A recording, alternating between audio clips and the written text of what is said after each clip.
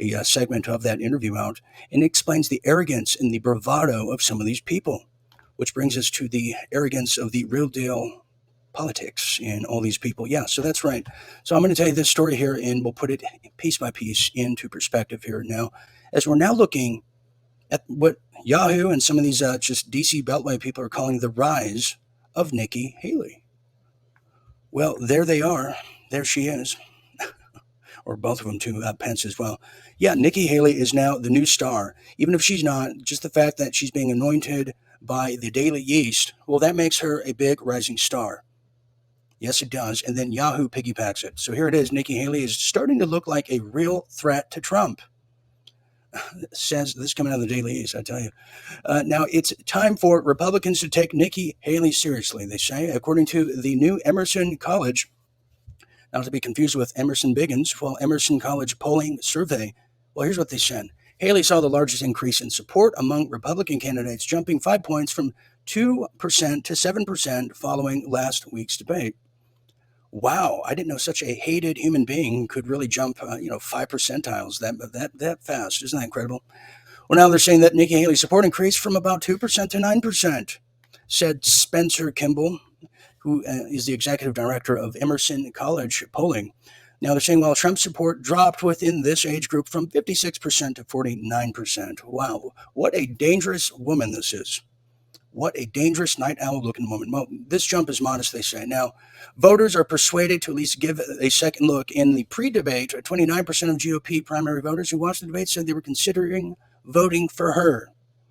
Well, clearly they were drunk if they said that. Now, Haley also staked out a strong position on all the conservative bastions, the staples, the abortion, the pro-life beliefs, and whether it should be federal or not. And yes, she wants to save babies' lives, but she wants to kill Russian babies in Ukraine. So it's, one over the other. Now, you might be asking yourself, what about Mike Pence? He's, part of this segment, isn't he?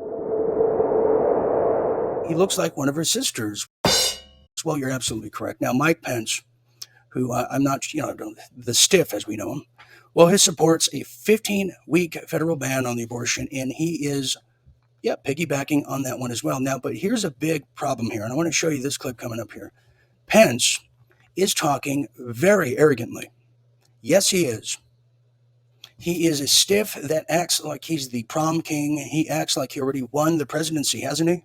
If I'm president of the United States, we'll give fair consideration to any pardon request. But if I may. He's bringing back a lot of Bushisms. He's almost just a step away and just an adjective shy of telling us to understand that they hate us for our freedom. Well, now Pence has outlined day one of executive actions when he wins the presidency. Wow. This mannequin, I'll tell you, he is one SOB. Oh, that's right. Mike Pence, the human stiff, on this recent Tuesday outlined a slew of executive actions he would take on day one if he was elected president in 2024, making it clear he would seek to roll back federal support of abortion for transgender youth. Oh, what a nice guy. What a nice guy. Yes, as he stabs you in the neck because he's Mike Pence. Now, he also said that he will be considering maybe offering pardons of people like Donald Trump once they go to federal prison, but he hasn't decided on that, and he will continue to promote his conservative values. Well, let me explain here as this next clip. If you missed it last night, I had to rewatch it all over again. Sharona Bishop, who is on the show, America's Mother, she is working with Mike Lindell, and she put it all in perspective of what the GOP hierarchies, right, are doing. This is just unbelievable, is they already have their delegates all set to go here. And that's why Mike Pence is talking about he already won. He has his first day outlined. Check this piece out because the fix is in. We just got to get where they just dump the kitchen sink on us and just smash their heads in it. Check this out. 2 months, we've been fielding it over and over. Every time a committee member comes to us, somebody in the Republican Party says this is happening. They're trying to sabotage our elections right now to put in delegates. Now, remember, I know everybody kind of knows, but I didn't really know when I got into this. The delegates are going to vote. Okay, the delegates from every state are going to be voting on the primary presidential candidate. And they think that they've got it hung up for Pence. So one of two things is happening. They're planning to still right now for a maybe Pence DeSantis ticket, or they already know that they have the delegates across the country via Robin Voss to secure the election for Mike Pence. Yeah, see, they already know they have it. The fix is in. The fix is in.